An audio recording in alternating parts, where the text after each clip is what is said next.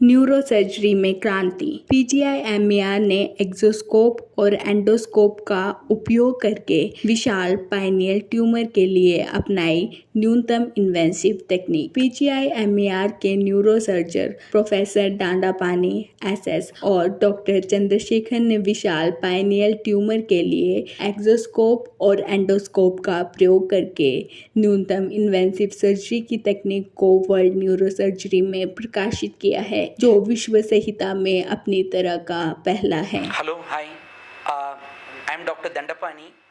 मैं PGI neurosurgery department में मैं प्रोफेसर हूँ और हमने अभी हमारे टीम ने एक इंटरनेशनल न्यूरोसर्जरी जर्नल में हमने एक नया टेक्निक को हमने पहली बार वर्ल्ड लिटरेचर में हमने एक डिस्क्राइब किया हुआ है कि कैसे पाइनियल ट्यूमर जो जायंट साइज़ का है उसमें कैसे हम नया जो टेक्निक के द्वारा एक्सोस्कोप एंडोस्कोप को यूज़ करके एक मिनिमली इन्वेसिव की होल ओपनिंग से ट्यूमर को निकालने के बारे में वो ऑलरेडी एक्सेप्टेड है एंड पब्लिश्ड है and it is available online.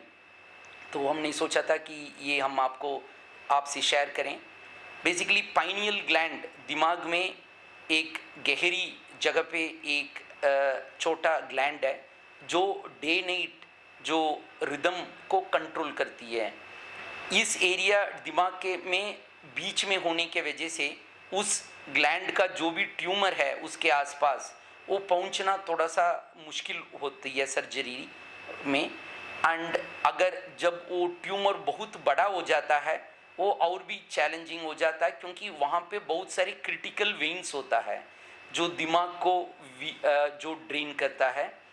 तो जब ऐसे ट्यूमर्स में जब हम सर्जरी करते हैं कन्वेंशनली बड़ा सा ओपनिंग करना पड़ता है और ब्रेन को रास्ते से रिट्रैक्ट करना पड़ता है कि वहाँ पे हमें देखने के लिए जब सर्जन देखेंगे तभी हम उसको ट्यूमर को अलग करके निकाल सकते हैं। तो ज़्यादा बड़ा ओपनिंग और ज़्यादा ब्रेन का रिट्रैक्शन की हर बार ज़रूरत पड़ती है कन्वेंशनल सर्जरीज में। हमने इसमें एक मिनिमली इन्वेसिव क्रेनियोटमी के द्वारा हमने एक्सोस्कोप और एंडोस्कोप को यूज़ करके एक जायंट ट्यूमर को हमने निकाला हुआ है उस रिपोर्ट में। और इसका एडवांटेज ये है कि कन्वेंशनल माइक्रोस्कोपिक विजन के कंपैरिजन पे जब एक्सोस्कोप यूज़ करते हैं उसमें बेटर फील्ड ऑफ व्यू मिलता है और बेटर डेप्थ ऑफ फोकस मिलता है। Field of view and depth of focus का मतलब है कि लाइक फील्ड ऑफ व्यू कितना एरिया को हम ज़्यादा देख सकते हैं वो दिखाता है, और डेप्थ ऑफ फोकस का मतलब है कि किस एरिया पे जब हम फोकस कर रहे हैं उसके डीप और उसके सुपरफिशियली दोनों साइमल्टेनियसली अगर क्लियर दिखता है या नहीं दिखता है उसको बताता है। तो कन्वेंशनल सर्जरी से इसमें ज़्यादा एरिया दिखती है और डेप्थ ऑफ फोकस भी अच्छा मिलता है। और जब हम शुरू में इसको हमने यूज़ किया that and it gives a head up display, एक काइंड ऑफ इसको हमने एक 3D टेक्नोलॉजी है तो हम 3D ग्लासेस पहन के इसके द्वारा हमने किया था। जब भी थोड़ा सा ट्यूमर निकाल दिया, जब वहाँ पे थोड़ा जगह बन जाता है तब हम एंडोस्कोप को हम यूज़ किया एंड वो भी एंगल्ड एंडोस्कोप है, क्योंकि एंडोस्कोप में हम अंदर से अच्छा देख सकते हैं और कोई भी एंगल यूज़ कर सकते हैं, 0 डिग्री और 30-45 डिग्री एंगल कुछ भी हम यूज़ कर सकते हैं, बट थोड़ा जगह चाहिए। इसीलिए शुरुआत में हमने एक्सोस्कोप यूज़ किया, उसके बाद हमने एंडोस्कोप को अंदर इंसर्ट करके एंगल्ड एंडोस्कोप के हेल्प के द्वारा जो भी ट्यूमर का अटैचमेंट्स था जो क्रिटिकल वेन्स के साथ उसको हमने अलग करके अलग अलग जगह पे हम एंडोस्कोप को रोटेट कर सकते हैं और अलग अलग एरिया से ट्यूमर को निकाल के फिर जैसे ऐसे पूरा ट्यूमर निकाला। तो इसमें काइंड ऑफ विजन हमें बेटर दिखता है और अच्छा देखने के वजह से हम अच्छा इसको अलग कर सकते हैं नॉर्मल ब्रेन और जो क्रिटिकल वेन्स है उससे। इसीलिए ये काइंड ऑफ टेक्निकली पेशेंट को बेटर होना चाहिए। और शुरुआत में हम इस टेक्निक को हम छोटे ट्यूमर्स में यूज़ करते थे जो अच्छे ट्यूमर्स है, ज़्यादा ब्लीडिंग करता नहीं है। फिर धीरे धीरे जब हमारा एक्सपीरियंस बढ़ा, इसको हमने इस केस जो सबसे ये ऑलमोस्ट काइंड ऑफ 5 सेंटीमीटर से भी ज़्यादा बड़ा ट्यूमर था, जाइंट साइज ट्यूमर था, तो इसमें भी हमें लगा कि इसका फ़ायदा हो सकता है और सेफली हम इसमें अच्छा आउटकम, एक्सेलेंट आउटकम हमें इसके द्वारा मिल पाया है। और इसके बाद भी ये केस हमने करके अराउंड 9 महीने से ज़्यादा हो गया है। इसको हमने दूसरे ट्यूमर्स में भी बहुत यूज़ किया है, अराउंड 20 केस के आसपास हमने किया हुआ है। सब अच्छा, हमें एक फीलिंग हुआ कि दूसरे कन्वेंशनल टेक्निक से ये बेटर लग रहा है हमें, बट वो पूरा हम एनालाइज करके उसको हम बाद में एक आर्टिकल पब्लिश करेंगे। ऑलरेडी हमने कुछ साल पहले भी इस पाइनियल रीजन में ये एंगल्ड एंडोस्कोप को कैसे यूज़ करना है करके एक रिप्यूटेड जर्नल में हमने इसको ऑलरेडी एक पब्लिश किया था। और ऐसे ट्यूमर्स में कैसे हमने बायोप्सी करना है, सेफ तरीके से बायोप्सी पहले हम करते हैं, ट्यूमर को पहचानते हैं, उसके बाद प्लान करते हैं कि किसी ट्यूमर्स को निकालने की ज़रूरत नहीं होता, वो रेडियोथेरेपी दिया जा सकता है, किसी ट्यूमर को निकालना पड़ता है।